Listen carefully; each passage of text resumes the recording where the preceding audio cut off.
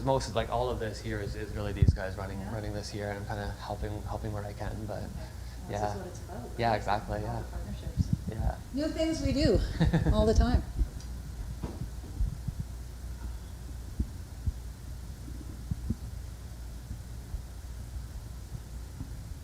So the stream's up. I'm just splashing the header right here.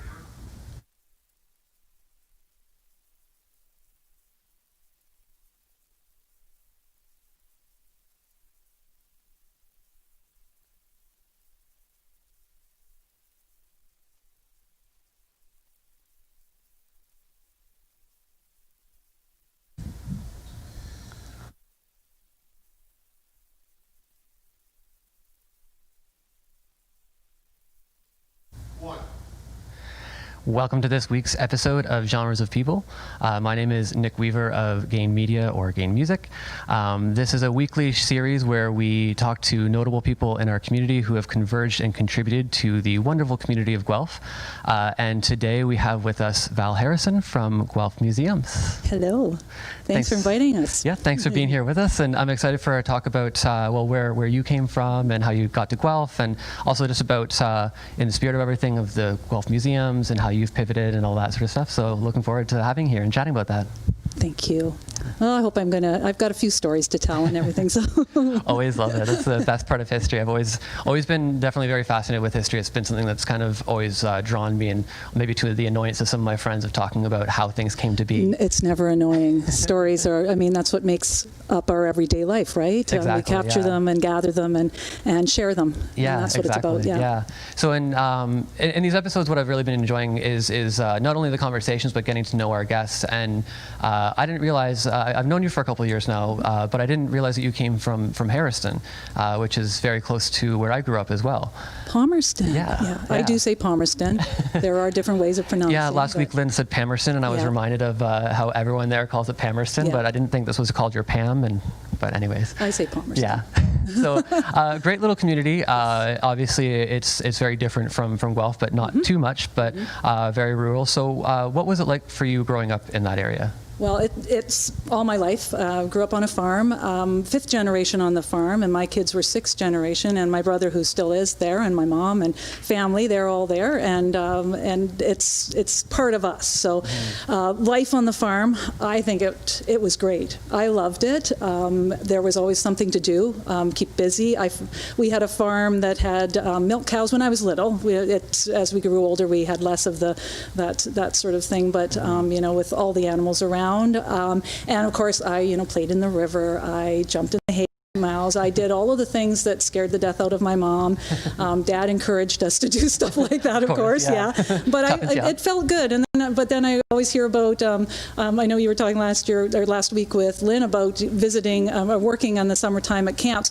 I never got to go to camp because I was working in the summer, but then I always thought, oh no, camp is sort of like what I'm doing anyway, but without the songs and without the whole bunch of kids to play with. Yeah, the campfire and all that sort of stuff. Yeah. So I had just my sister, my older sister, and younger sister, and younger brother, so different. at least you had siblings, so I find that definitely, not just, whatever, but I feel that helps to kind of grow you up a little bit with siblings, kind of keep you honest, I guess, in a way.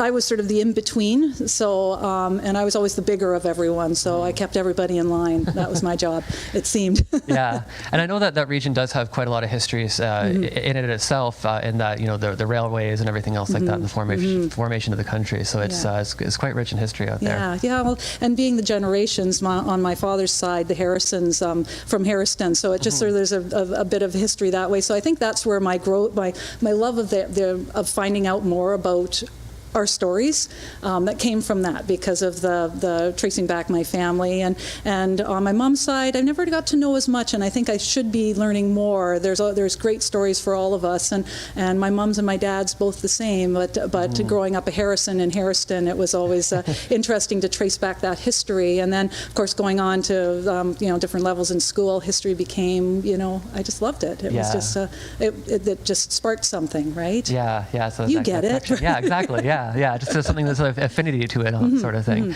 I first kind of pieced together, I guess, that you were from the region because you went to Norwell, which I was actually only at for 2 years because I moved to Guelph halfway through high school.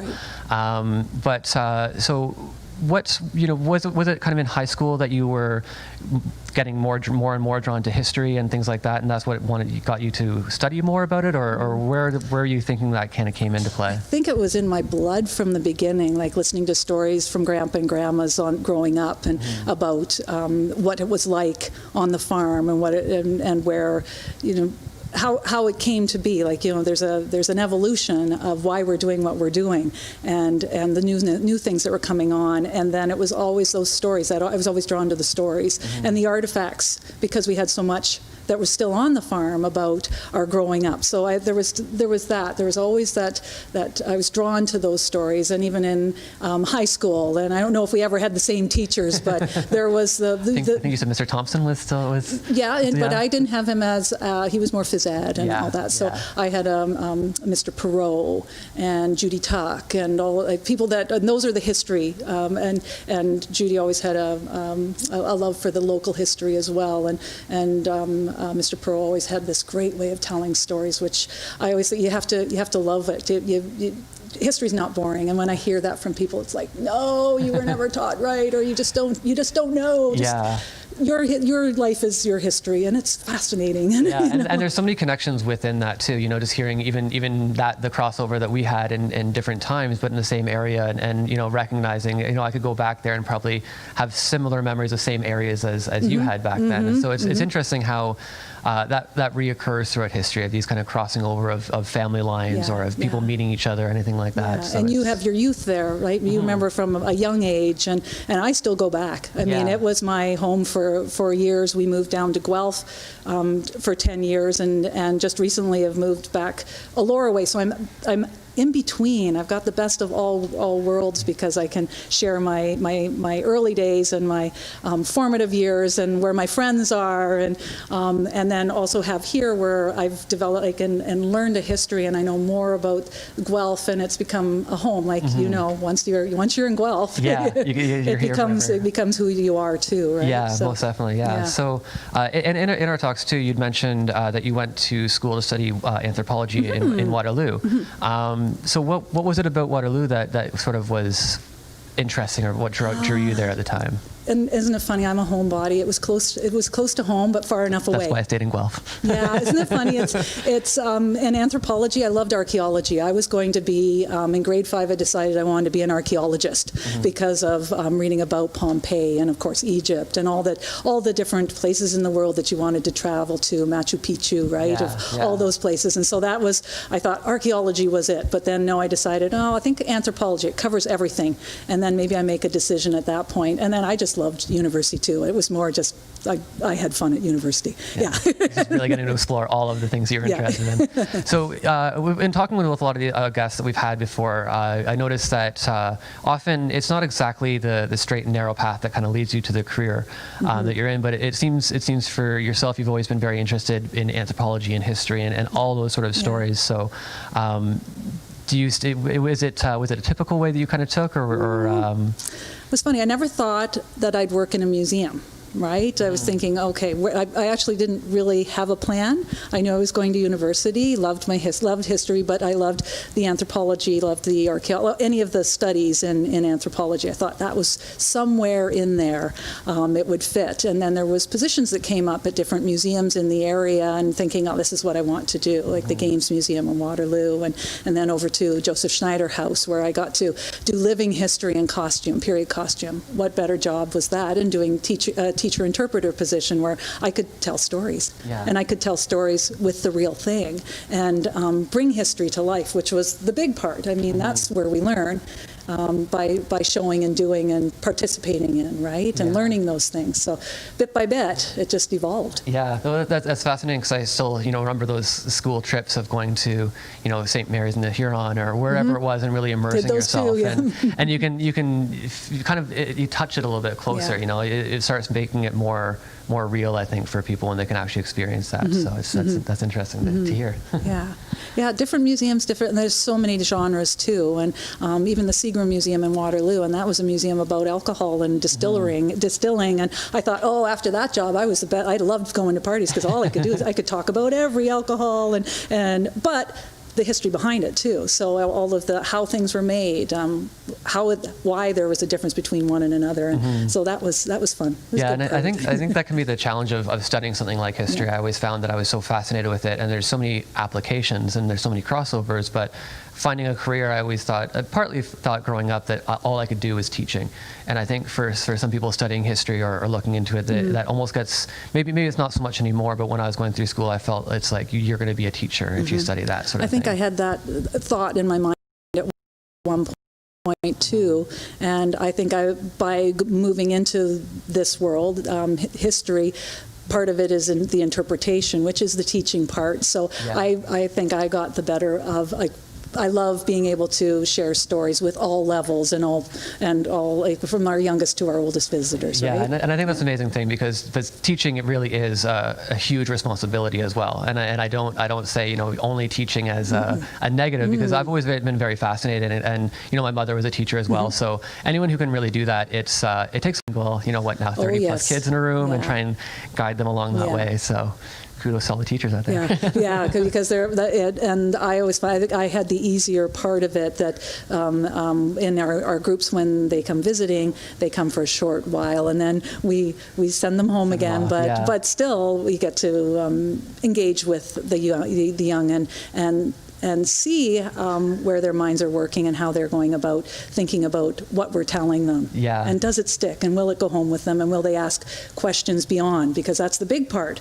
Does it engage? Or does it make them excited? Get them thinking about things? Yeah, definitely. Yeah. So you mentioned through your career you've been with the Guelph Museums for was it 25 years? Over 25 years. That's crazy. You've I seen a know. lot of changes in the place. Yeah, I'm an artifact in the museum, a living artifact. Yeah, but So can you a lot of changes. can you tell us a little about because you mentioned when on the phone the other day, and I kind of forgot about this, that obviously the museum wasn't always, the Civic Museum wasn't always on the hill there. Can you tell us a bit about where it was before and kind of how that's come to be of its connection with the city? Well, all museums have a start with, a lot of times they begin because a group of individuals want to capture and bring a history together and bring the artifacts and items that help tell a story. And that's what happened with the Guelph Civic Museum. It started with a group of volunteers pulling together a story they knew. And so it was a lot of, you see a lot of from the Scottish perspective, English. That was a lot of what was gathered at the beginning to tell those early stories. So you see that in what we have, and then as we have grown and grown, the types of things that we're collecting now. And I know we're going to talk a little later about the type of collecting, but we've just seeing the evolution has been really fascinating. So starting off as a small group, I believe at one point it was the farmers market they started off in, and then to Dublin Street, 6 Dublin Street is where I came in '94, and but it started earlier than '94. But and then from there on, it was from the Civic Museum. We started outgrowing we had so many artifacts that it was to the point where we had to keep our artifacts off-site, which is not the best thing to do, or pile them, or it was hard. Stockpiled in multiple different places. We were outgrowing. We were outgrowing our space and what we wanted to do and the types of programming that we wanted to do. And so what came up was that the church, or the basilica now, they were looking at what to do with the space where the Loretto Convent was and the chapel, and it just merged that we were looking and they were looking, and a nice marriage occurred where we made it. It's this wonderful museum now on the hill. And it's such a great way to connect the history of the city and the building and what you guys are doing right now as well. That's what we thought. It just seemed right. Yeah, the timing was right. It was a lot of work. You can imagine packing every single artifact and starting from, essentially it was bones, like bare bones and up with what we wanted to do with that museum and where we wanted to go. And the space, that you only have so much space in that building too, right? I think we've done pretty well, I mean, for the building that it is. So it's definitely a beautiful building. Yeah, it's quieter these days, of course, but we've got lots of things planned. And same with McCrae House. McCrae House started as a group of friends, volunteers, family members, all that comes into taking your history and putting it together, and now we have McCrae House as well, the small cottage. That's great. Yeah. So over the years, both McCrae House and Guelph Civic Museums host a variety of events and things like that. Do you have any particular favorites? I know there's probably a bunch. I know. When I saw that question, I was, oh my gosh, that's years and years, and I remember the ones the most recently are the best. But there's anything where we could bring the community in and celebrate.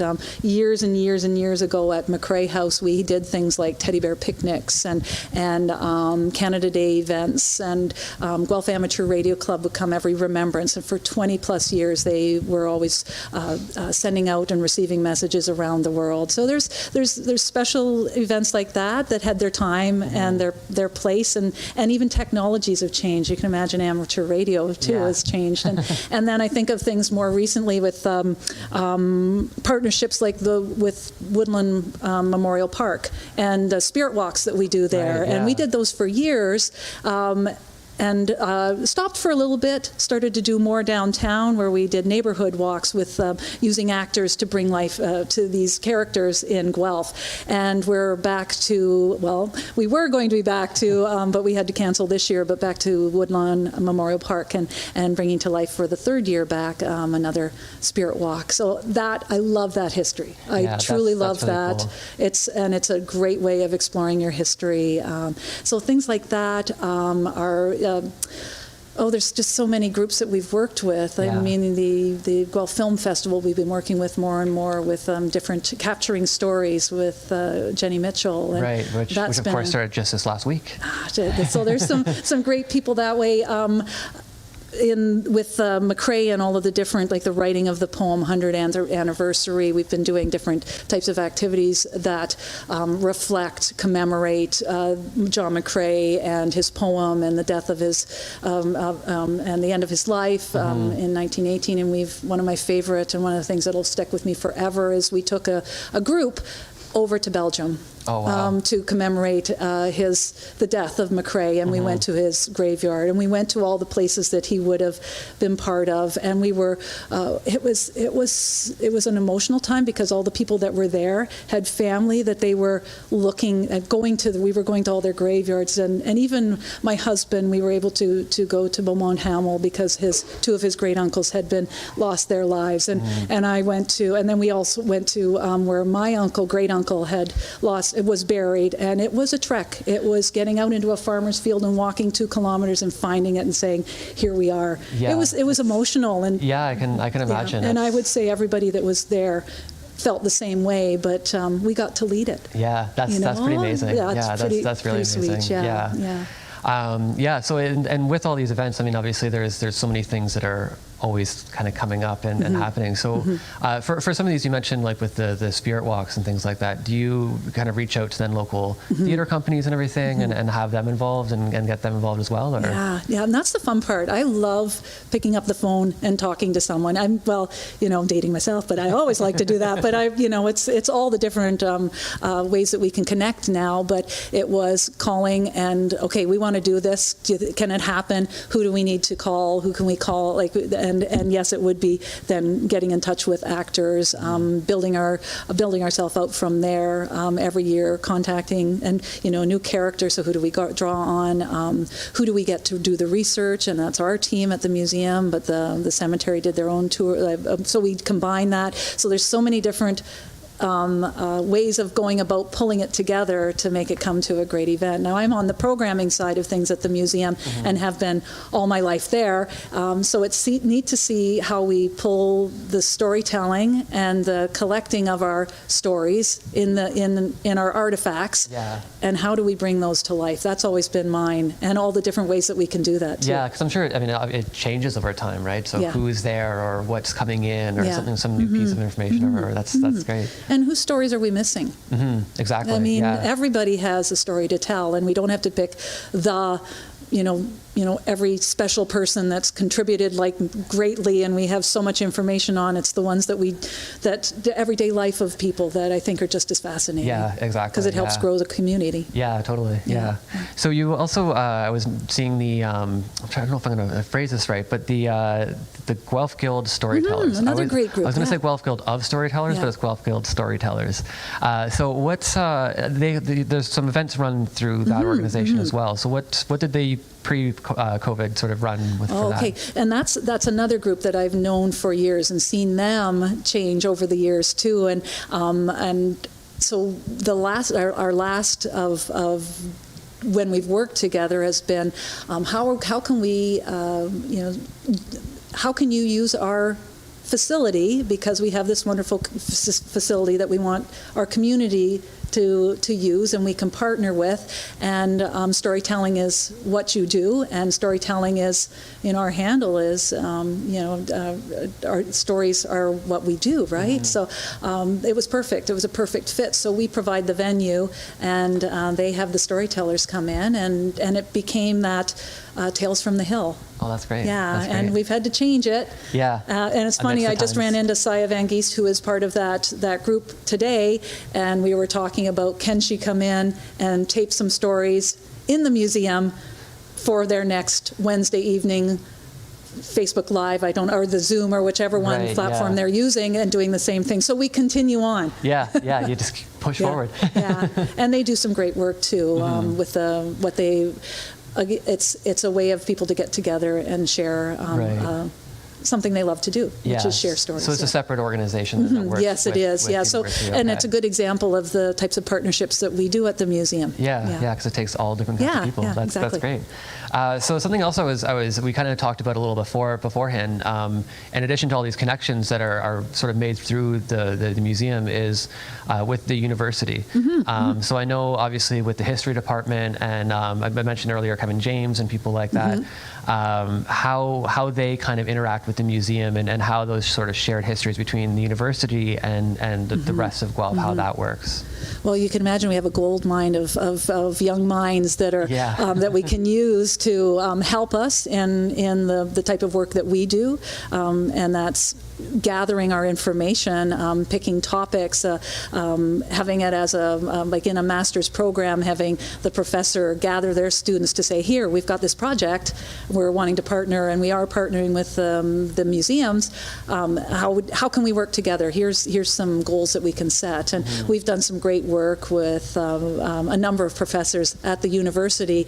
Everything. I remember one year we were working with an engineering professor, first year, and he had them designing games because we had a games exhibit, and it just flowed. It was so you can imagine engineers coming into our museum, really cool. developing games, and that went really well. And so that's just one aspect. But then there's the history and the new ways of digging deeper into the stories we tell, and maybe doing some hard hitting, and being a little more honest in how we tell our stories, and not always comfortable, right? Yeah. There's always the times where okay, this is our history, but we can't mask it over. Yeah. Definitely. And that's our job. Yeah. And we have to own it and get better at it. Right? Yeah, and I think that's definitely something that I always found fascinating with history is just you can see it over time. You can see the changes happen, and you can see these shifts, and we'll probably get a little more into that as well throughout this conversation too. But I think that's something that I especially over the last little while I've been very conscious of. But the voices that are telling the stories are so important. And it's nice to see that more connections are opening up, because I think there's always been those connections that have existed within the city. But something that I've noticed, especially over the last 5-6 years, between Regional Tourism Ontario and the efforts of the city and the councillors and everyone involved to really make it known that University of Guelph is here, and it's also a part of the city. It's not just its own entity up on the hill out there, sort of thing. So. Yeah, I think that I'm seeing that more too. We're, as part of the city of Guelph too, we're looked to as that gatherer of the history and leading the charge in some of these bigger projects or different projects where it has to do with the culture and of our community and where we're going and how we go forward with some things that we've done, and because of some of the exhibits that we've tackled. Yeah. You know, everything from eugenics to telling our story a better story and understanding Indigenous story. That we should be telling better, and we need to tell better, and all of that. So I think that's nice that people are looking to us and recognizing that we are doing more of those types of things, and maybe that people are not afraid to come and talk to us about, what do you think of this idea? Do you think it's possible? Can we try this out? Yeah, it's kind of bringing those things to the forefront, sort of thing. That's great. So we talked about it a little bit as well with the Civic Museum and everything, but can you tell us a little bit about I guess a little bit more about McCrae House and you'd mentioned an organization had come together. Would that have been kind of post World War I that came together, or was that kind of more recent that kind of became a symbol for Guelph? Everyone always had known, well, not everyone. So at that time, John McCrae, son of Guelph, lost his life in the First World War, wrote the poem In Flanders Field, born in Guelph though, and the idea that you couldn't forget that story. And the poem itself, every year we hear In Flanders Fields the poppies blow between the crosses row and row. But by the 1967, when a lot of museums were starting to open up again, centennial museums, there was a rise with the John McCrae Birthplace Society gathered together and raised the money to purchase the house that is now houses the story of John McCrae, and it was a small cottage down on Water Street. The thought was too that it's quite possible it could be torn down. Got to preserve it now. So from that point, it became a museum. Eventually, it became part of the City of Guelph Museum. So when you hear Guelph museums, that's Guelph Civic Museum, McCrae House, and we also have under our umbrella the Locomotive 6167. Yeah. So there's those three buildings, and so today we tell the story of John McCrae, from his birth to the writing of his poem, and then beyond that, and how we reflect on what the poem means to everybody. It was written 100 years ago, right? Yeah. How has it changed? Why do we still, that poem still hits us in a certain way that we feel that it represents what we're trying to do, say, on Remembrance Day, and why we wear a poppy and all that goes along with that. It became such a symbol. I remember it still in grade school, as far back as then. I'd say that my memories from grade school are getting a little more and more spotty as I get older, but I still always remember kind of sitting in assembly and saying that up front and all that. So that history is so important, and I feel people like that, he was fairly well known at the time, and I think that kind of sometimes gets a little more lost through the history of what he represented, because he obviously had other poems and things like that didn't become as popular. But it's important for people like that, I think, to be kind of remembered and immortalized, I guess. We think of him as the man who wrote the poem, but he also was a very well-respected doctor. He actually is in the Medical Hall of Fame, Canadian Medical Hall of Fame, because of the work he did in pathology. So he did beyond that, but he also dabbled in artwork. He sang in that university in the Glee Club, and he did all sorts of things, but we remember him most like that. And I like to think of it as that he represents in the poem, and he represents a time and the people, and he's one soldier who lost his life in that time, and in a poem you can imagine that. But there's 66,000 other soldiers who were a lot younger than him, who had their life yet. We don't know any more about them. They never had a chance, right? Yeah, so it's pretty terrifying what came before, right? Yeah, it really is. And so having those stories, obviously they get harder and harder to find. But I think sometimes with history, it's a matter of almost kind of connecting yourself to it. And I anytime I see that, he was asthmatic and things like that, it's like, oh, I can relate to that. I've got asthma. I can. He's a person. I can relate to that now. And sometimes when talking with younger people, that's what I do. So kids understand, especially Guelph kids.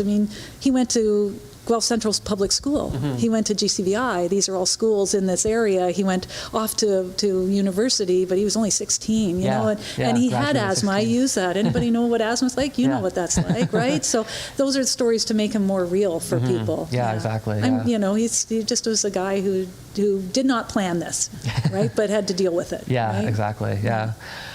So I want to talk a little bit about, I guess, in the midst of everything that we've been talking about, there's all these activities that the Civic Museum is hosting and being so involved with the community. So obviously, with everything happening, you've had to shift quite a lot. What's that been like for the museum right now, and how are you trying to find ways to still reach your audience and get to a new audience as well? Yeah, it's a good question, and we've been we were really going well. We had great exhibits, we still do, but these exhibits we invite people to come in and explore them. So you can imagine how we had to really, you know, shift our gears and figure out what are we going to do, because without people coming into our events, or even, you know, Fourth Fridays, and this is how I think you and I first got together. We do Fourth Fridays. This is our free concert series that every month on the fourth Friday, we would bring musicians into the museum, and whether it be on our patio or in our programming room, couldn't do it anymore. What do we do? Like, you know, this is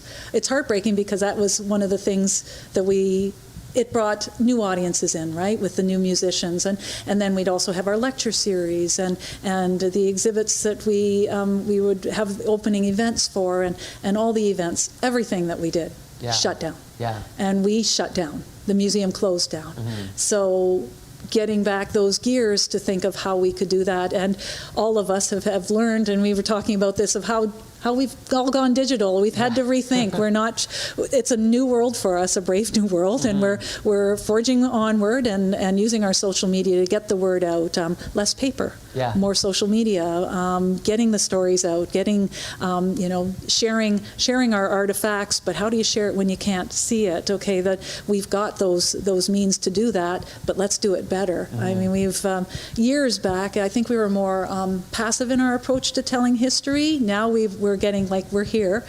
This is what we're going to do. How are we going to make our partners? How do we build on if we're a community museum? How can we do that when we're shut down? Yeah. But we're doing that more with our History Bites sessions, which we invite people to come and share stories with us, with our lectures, with our Fourth Fridays now go live on Facebook, and it's nice to be able to. I'm lining up Amber McLean at the end of this month. Yeah, she's awesome. coming in, and she's from her home going to be performing, which is exciting. Yeah, that's amazing. Yeah, so things like that we're doing more and more, where we can tantalize people, because you can still come to the museum, you can still visit. We just are better at. We've always been good at making sure everything is people feel comfortable coming into our space, but it's a different way of approaching it. With our families gallery, we've had to do new things with taking everything out.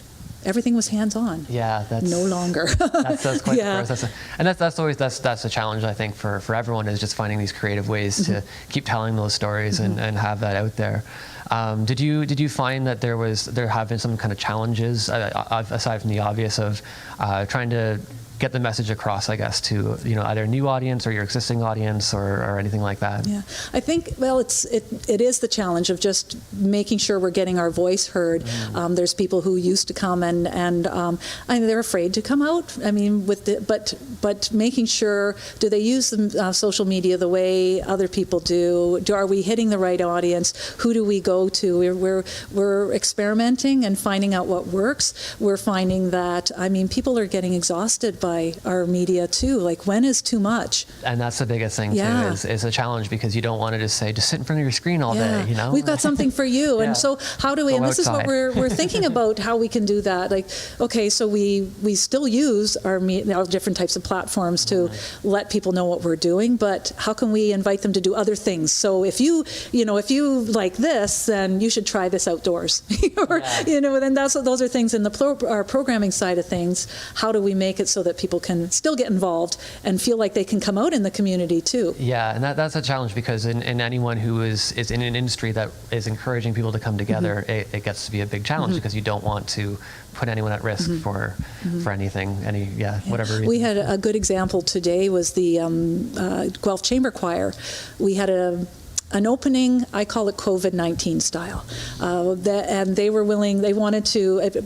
it worked really well. It was an exhibit that we put in the programming room, which is usually where we have programming. So we've rethought how we're even using space now. So the Guelph Chamber Choir is celebrating their 40th year, so resonance and 40 years of the Guelph Chamber Choir. So they brought their choir and sang outside today.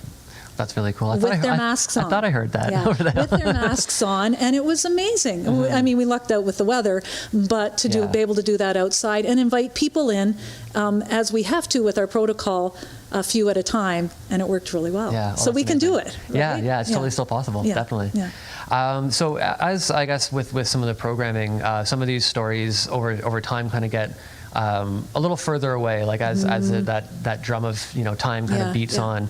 How it's not even really related to, I guess, the pandemic times, because I think that's always a challenge to tell and retell and keep these stories alive. So amidst all of this, is that something that you're also finding is trying to tell these, especially in right now, tell these stories about those who have lost their lives for our freedoms? Yeah, and especially with the world wars. I mean, years and years ago, we see that.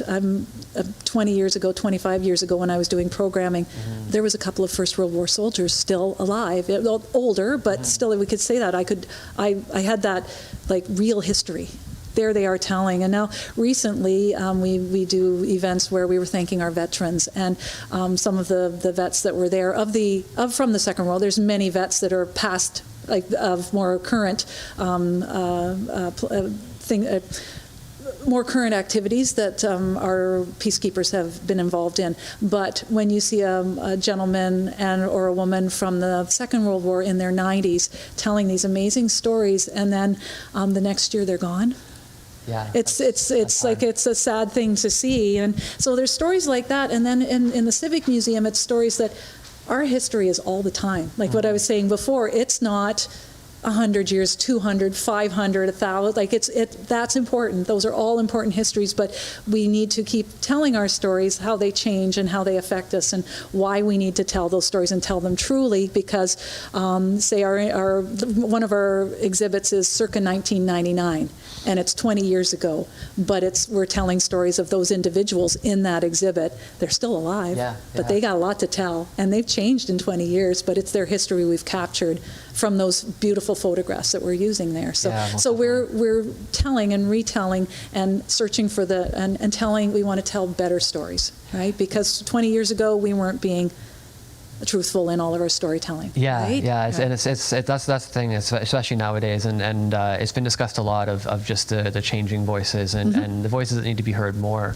I guess in relation to that, something I didn't really realize is that today is Indigenous Remembrance Day. Sorry, and I didn't recognize that it was only 1994 that this had started, because there just wasn't the recognition within the armed forces for what they'd done for both world wars. Yeah, and it's a challenge, and you do have to we have to start off that way. We've got to recognize, and it should be that we recognize and celebrate all together all the time, all these things. But it's not happening. So that's what we do.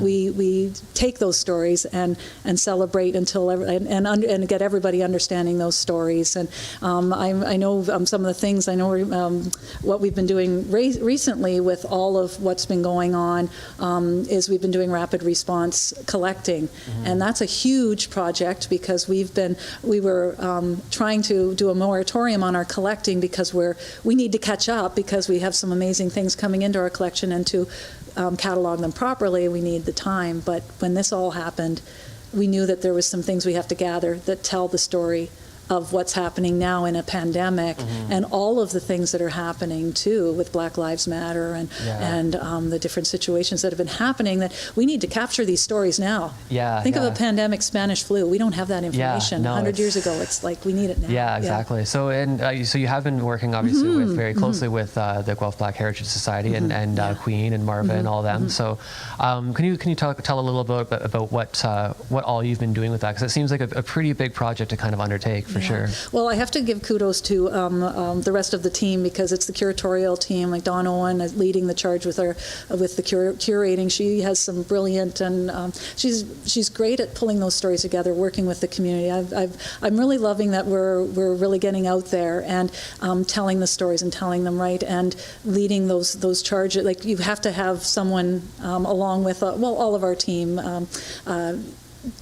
Gathering and knowing the right ways, and recognizing and seeing what we need to have done. So the stories that we're pulling in, like the artifacts that came out of the Black Lives Matter march that was here, we've got them in our collection now. Oh, that's Not great. all of them, some, but those Yeah. people who want to donate, or stories of what people were doing for 2 months, what new things were going on, what were your lives like. We're capturing those stories. Interesting, and it's digitized stories now. Like our way of collecting, we used to have photographs, right, and 3D things, and now we have to even rethink of how we collect our digitized stories. Yeah, right? yeah, because that's all part it's of it. no longer just written on Yeah. paper and Yeah. notes and So, whatever and else. and I can't speak on behalf of all the things that are happening in curatorial, but we work very closely together. But I'm just so impressed with the types of work that we have and the leadership that we have to organize how we're going about things, and really think about and think strongly and clearly, and educate ourselves, right? Yeah, Because yeah. I feel like I'm always learning. I can't say I have ever been without something to do in my work here. Yeah, and that's the beautiful thing too. Is just there's always something to read about or learn about, or other peoples or cultures or whatever else to kind of soak in. So it's interesting. Yeah. I was thinking of the other day, is like, really, of the things that I've forgotten that I used to know about Guelph history, is sort of scary, because I need to go back and read through things, and maybe I'll read them in a different way, or understand now in a different way, when 20 years ago I was thinking about it this way, without thought of other people's stories involved in say, a certain part of our history. And I was like, there's a lot more that I've been missing a lot. Yeah, and there's always a lot to reflect on Yeah, too. Yeah. yeah. So I've been kind of following some of the posts that the museum has been making over the last little while, and I just again, kind of going back to the history, and it's funny because I actually lived right across from the train for quite a long time, but yeah. for some reason I'd never really connected, I guess, the historical significance, because it was built in 1940, and it was transporting soldiers over or to the back and forth. A lot to the of East different. Coast. It had many different roles in its life, but one of them was taking. Now, it never really had big history. It never did that in Guelph, but as part of when it was donated to us, it just made it worked Kind of tied for the it to pieces be together. here. Yeah, because I was kind of reading yeah. up a bit about that, and Yeah. I guess I just didn't really think about the significance. I'm like, oh, it's a great old train, because Yeah. in Palmerston we had Yep. the old 81, And you have the museum there now, Yeah, too, and right? and I would always go there, so I just didn't really kind of piece together of that significance. Yeah, But and well, trains, and that's what brought our country together, right? And at that time when Canada as a nation was being built, and good or bad that all that happened, that the trains did it, and trains were part of Guelph, a big part of it in the 1850s, definitely. coming here and opening up a world of industry with the Bell Piano, being able to ship things out, and all of those that were just right along the train line, and Raymond Piano, and those early histories. We don't have them here anymore, but that's part of our really fascinating history, right? yeah, it's really amazing. So the train is moving. Yeah, and I saw that. So it's going to Down to the Hall Royal Park, City was it? Park, so Right. down by the River Run Center, facing or close step by there. So next, was it the 14th? Yeah, picking it up Yeah. and moving. I was trying to think of what kind of endeavor that's going to be. I'm looking forward to seeing it, because I'm going to be there watching, and I'm sure it's going to be recorded, of course, because that's part of you got to do this, right? That's what we do, right? Yeah. Okay, what else? I had a couple other questions I feel here for you, just about John McCrae, and I guess the importance for the city, but also it's just such a different time, I think. So it's hard for a lot of people to think about what it would take to kind of get up and go across to another country and fight in this war. And I hadn't really realized as well that he was a part of the Boer War as well, and other conflicts as a medic and things like that. So I think it's interesting when somebody like that can kind of become a symbol for what Canada was as an emerging country and in our history, but also the city's history in itself. So do you have any thoughts on how his significance there? Yeah, well, McCrae, it was a different time. right? When he wrote his poem, he didn't know when the war was going to end, right? Yeah. So, take up our quarrel with the foe, to you from failing hands we throw, what was he didn't know what was coming on. Everybody thought it was going to end sooner, and how many deaths there were. He saw it. He saw some awful things, and how does that roll into what we see? I mean, we see so much through media today. How are we numb to it? Do we understand really what it was about to young soldiers at that time, and how do we place it in here today? And how do we understand that? I think we have the tools that we can, and I think our job is to ask the questions, talk to the people that have been part of it, say thank you, and be like, there's so much out there on the internet too that you can take in videos. You can, we're not encouraging people to come out to the different services that are happening, and there's not as many. I mean, we don't have the Sleeman Center this year because we can't, right? Just like a smaller service at the Cenotaph. There is a small one at McRae House at 9 o'clock on the 11th, Wednesday, and a small one. And again, we're not encouraging people to come out because it is a time where we have to think about those things, but that we can do it in our own ways at home, and talk to our young people and share stories and understand and listen, and listen even if you don't agree with all that's going on.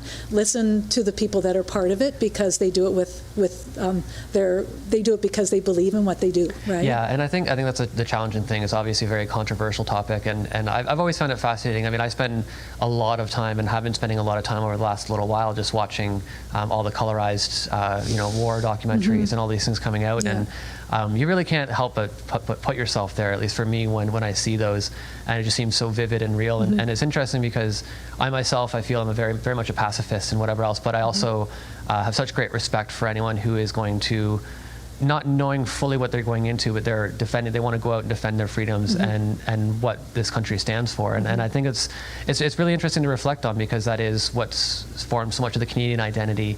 And somebody like John McRae coming from Guelph, it's so monumental for our city, not only for who he was and what he represented, but just that whole idea of, I'm in my 20s going to go into the great unknown. And he went in his 40s, right? So he had a plan. All his life military was part of his life, but he was a doctor. How do you balance those thoughts of, I'm a physician, but I'm a artillery gunner? How do I balance all those? Such but a he felt very he felt very passionately and strongly about his role that he's to play in the First World War, and that was he was trained as an artillery gunner and wanted to be part of that side of things, but then his job was as a doctor. You've got to be there too. Right in the midst of it. And then seeing all the young people. I mean, wrote a poem because he saw what death, like what destruction, what war can, how war can be so full of destruction, because it is. It's nothing happy. There's nothing pretty. The black and white pictures you see. I always think, okay, that really shows what it's about, because there's no color in war, right? It's a lot of death, destruction, and I think maybe he did see that one poppy popping up with all of that, and the larks. You wonder where those come from. But, exactly. It's a lot to get into for sure. Yeah, I know. We can have long conversations on this, and everybody, every person. Say if you were talking to a Second World War vet these days, I mean, they're so proud of what they it's so cool when we had the older gentleman that came out that is no longer with us, but he did so much. And continued to do so much after the war, and was so proud. We had a Second World War Jeep pull up to the McRae House, a gentleman who does reenacting and has this wonderful Jeep. He got in the Jeep and was tickled pink, because he was able to share a story and bring back a memory and see this artifact. And the stories are gone pretty soon. That's why I think it's listening and talking and asking questions. Yeah, most definitely. And again, with such different times, I mean, it's not that far off from nowadays either. And that's just one of the things that you can't help but think of when you see that all those generations. And I feel often that I was lucky that my grandfather, because of his work work in optometry and everything, he never ended up going over there, but it was always very much instilled of recognizing what that sacrifice was and what it really meant for our country and everything. So Yeah, so true, so true. Yeah. It's going to be different this week on Wednesday because we won't have the same people coming through, and I've over the years you've gotten to know those people that come on that day. Every time. And it's a tradition for them. So the tradition's going to be changing for a lot of people, Yeah. but I hope it doesn't change how they do going forward.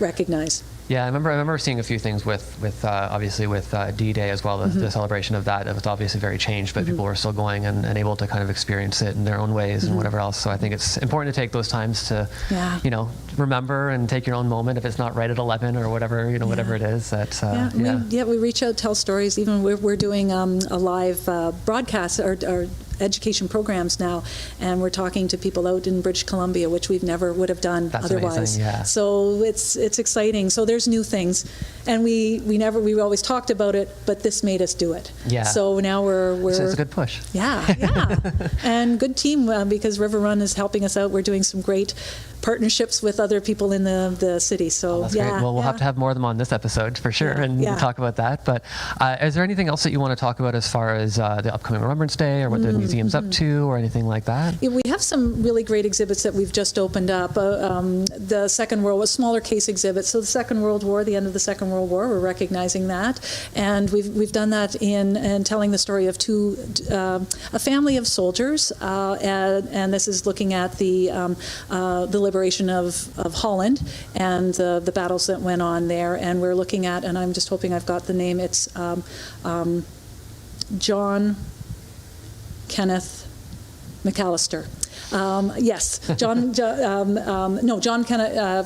McAllister was our other exhibit. So he was a spy, a scholar, and a soldier, and he was from Guelph. And this is a really great story because he was turned away. He wasn't accepted as a soldier, but he was a brilliant-minded man who was then accepted in and became a spy and did all the training.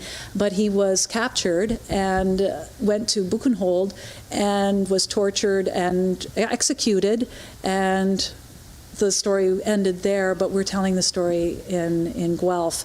And Clarence, this is where I was going to, Clarence Clark, I think I've got that right.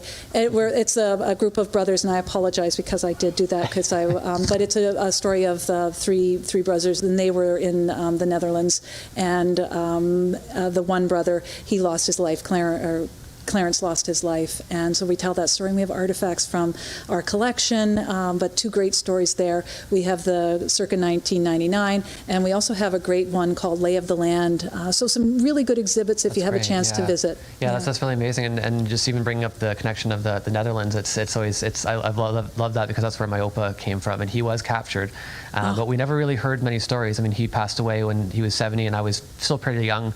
But I always find it interesting because I always think of what he could have told that is kind of now lost to history, because he came from what would be considered, I guess, a lower end of society in Netherlands, and his wife, my Oma, was considered to be royalty, and they ran off to Canada and got married and whatever else. So I always find that those sort of things really interesting, because you never know who's crossed over in those circles even too. So, and those are special stories to keep. Yeah, right? Most definitely. Yeah. Well, thanks so much, Val, for coming out and chatting with us. My pleasure. It's been so great to chat with you and get to know you, and also just about everything that's going on at the museum. There's such a rich history in Guelph, so thank you for sharing that. And if anyone's interested, please make sure you're checking in on the Guelph Museum's page. You can read up about John McCrae as well. There's the 100 years of the poem up on the website. That's a great resource right there. Yeah, and I was reading along with that, and it goes all of his journeys, and it goes along the map, and it's really interactive, and it's a really, really great way to learn a bit about our own history in the city and our connections. So thanks again, Val, for sharing that with us. And remember, Remembrance Day is this Wednesday, so be sure to tune in to the programs that they've got going on. 9 o'clock. 9 o'clock. Yeah, and it'll be live. So, live performance. Yeah. All right, thanks so much. So tune in next week. We'll be back with another episode of Genres of People. Thanks, Sam.